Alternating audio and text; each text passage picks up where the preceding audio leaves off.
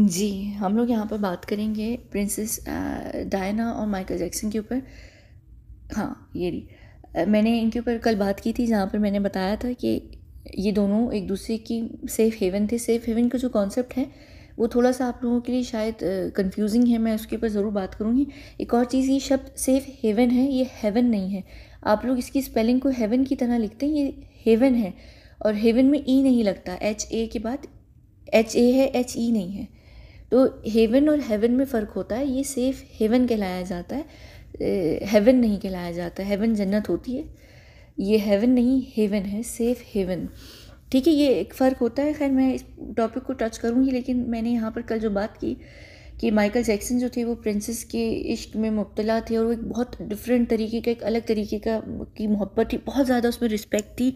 यानी जिसे पागलों वाली मोहब्बत नहीं कहते, लेकिन उस पागलों वाली मोहब्बत में शदीद तरीके की रिस्पेक्ट साथ में होना। क्योंकि कोई भी रिलेशनशिप ज़िंदगी में नहीं चलता जब तक उस पर रिस्पेक्ट ना हो। रिस्पेक्ट जहाँ पर होती है वहाँ पर जो मोहब्बत का लेवल होता है वो बहुत अलग होता है। तो खैर, मैंने ये बात इसलिए इसी वजह से स्टार्ट भी की है, और ये इसलिए भी मैं लेकर आई हूँ।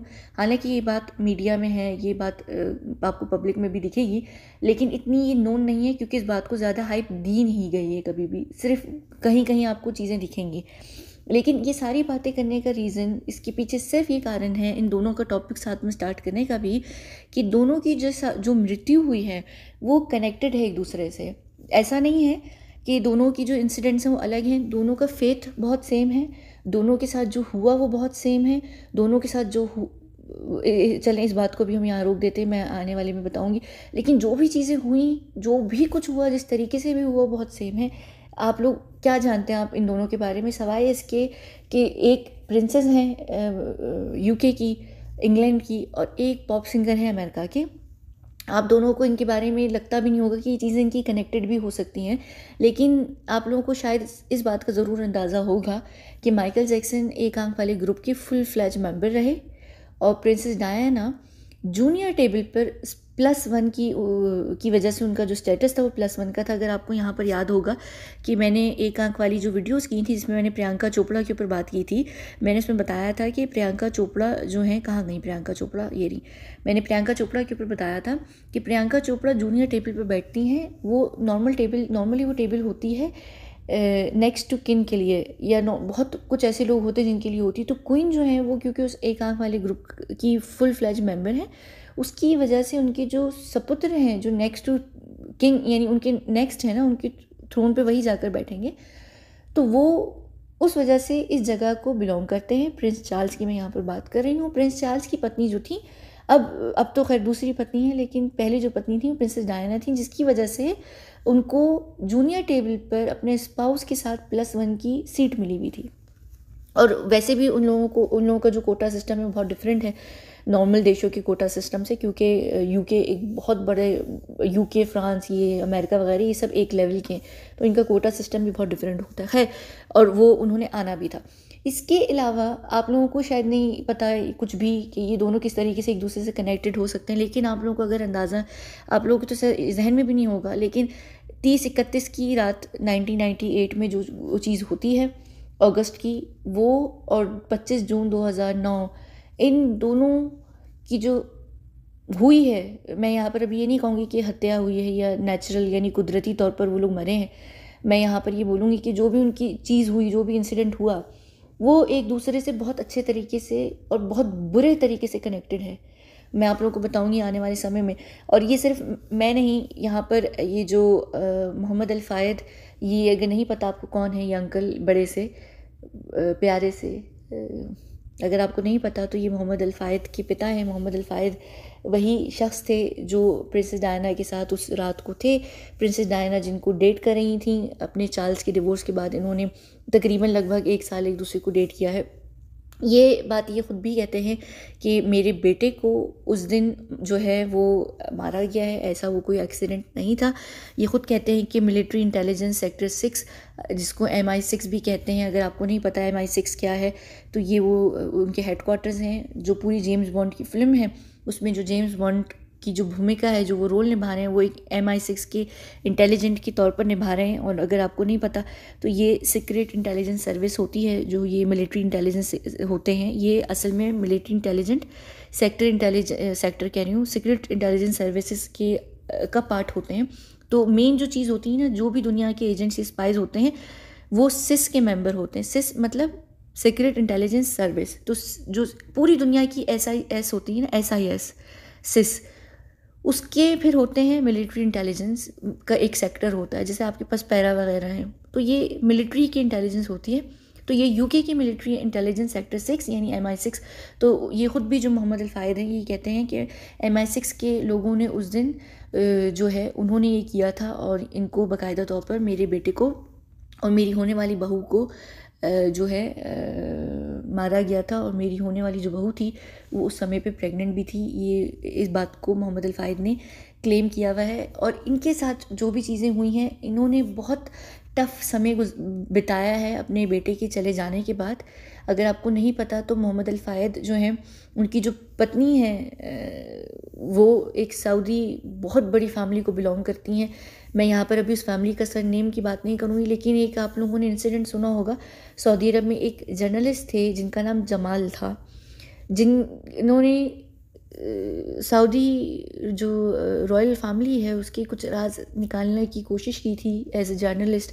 और फिर तुर्की के अंदर उनके साथ क्या हुआ था, मैंने इंग्लिश में यहाँ पर इसलिए नाम नहीं लिया उस देश का क्योंकि मुझे पता है कि ये टॉपिक्स बहुत सेंसिटिव होते। तो वो जो तुर्की जो देश था उसमें उनके साथ जो चीज़ हुई थी, उसकी एम्बेसी में आपको पता होगा कि मैं यहाँ किसकी बात कर रही हूँ।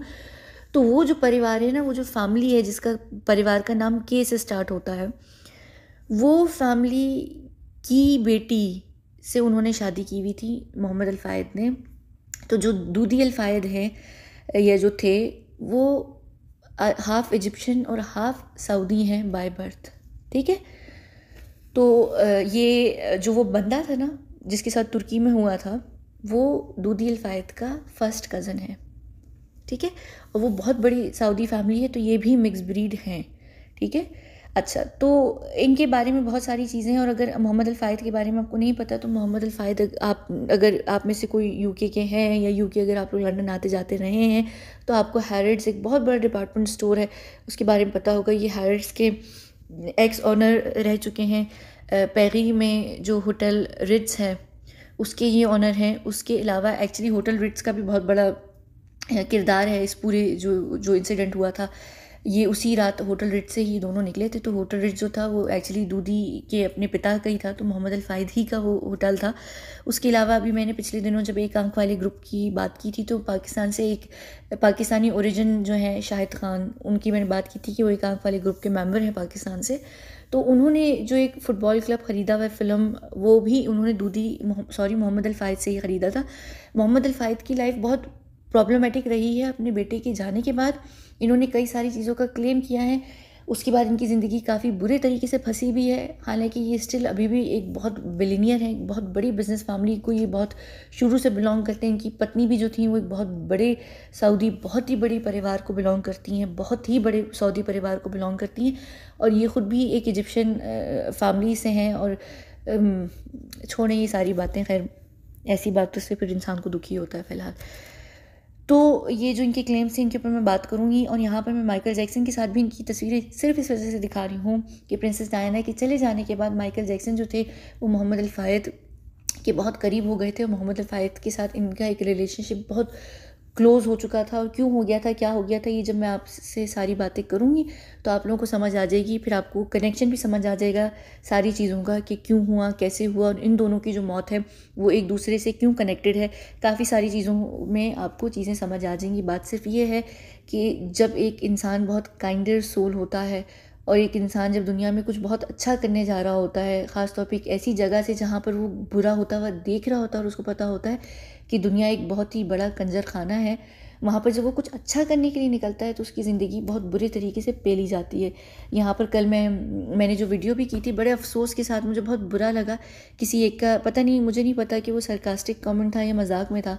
किसी ने ये कहा था कि नहीं वो प्रिंसेस डायना को नहीं, वो बच्चों से शादी करना चाहता था माइकल जैक्सन। देखिए इस चीज़ को ज़रा सा ध्यान में रखिए कि जो एक इमेज होता है ना, वो मीडिया बनाती और बिगाड़ती है, और मीडिया जो चलती है वो एक आंख वालों के इशारों पे चलती है, और एक आंख वाले जिसका इमेज बनाना चाहते हैं, बिगाड़ना चाहते हैं, वो उनके हाथ में होता है। मैं ये नहीं कह रही कि माइकल जैक्सन बहुत प्योर सोल था, या माइकल जैक्सन बहुत अच्छा इंसान है, या माइकल जैक्सन बहुत अच्छा है, या माइकल जैक्सन बहुत ये है वो है।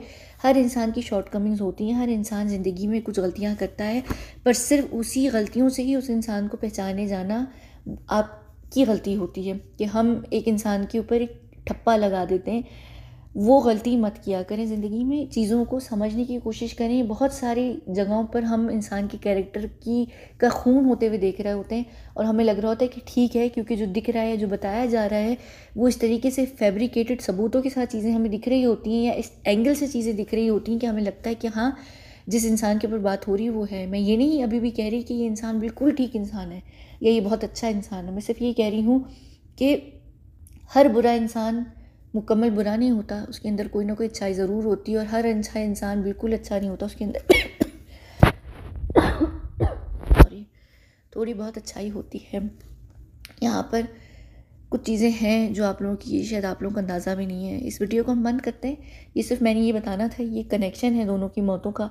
और अब हम अगली वीडियो जो वो स्टार्ट करेंगे यहाँ से प्रिंसेस डायना के ऊपर से, कि ये जो इनके साथ हुआ ये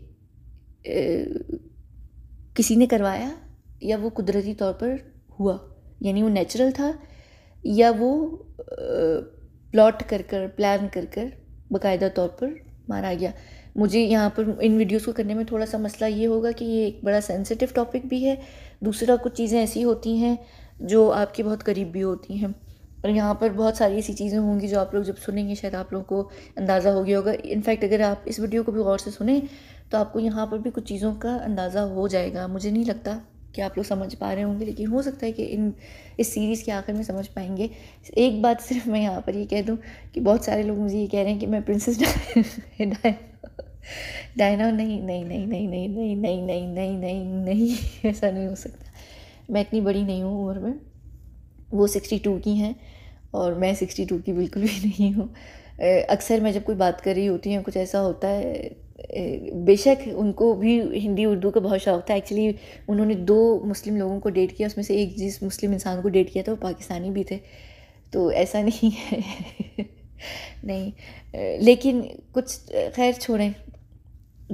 मुझे लगता है कि आप लोगों को काफ़ी चीज़ों का अंदाज़ा हो जाएगा इस सीरीज़ के अंदर अंदर। मैं चाहती हूँ कि हो जाएगा ना, तो आप लोगों को बहुत सारी चीज़ें समझ भी आ जाएंगी। खैर बंद करते हैं इस वीडियो को, मिलते हैं हम अगली वीडियो में जहाँ पर हम अल्लाह तूल 3-4 वीडियोस करेंगे प्रिंसेस डायना के ऊपर। ठीक है, चलिए बहुत बहुत शुक्रिया।